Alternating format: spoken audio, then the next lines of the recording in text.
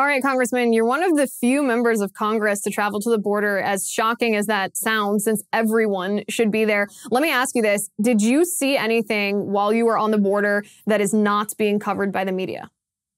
Well, yeah, I think, the mainstream media doesn't cover the fact that, you have so many people coming through and they kind of downplay it. Also, that 140,000 I talked about is just in that sector.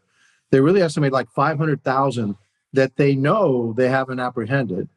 And then I asked one of the heads there. I said, okay, that's 500,000 that that you didn't apprehend. You saw them, et cetera, and you couldn't do anything about it. How many people don't you not know about? In other words, they completely evaded all your systems. Oh, he says at least double that. So you've got 1 million people coming in the United States we know nothing about.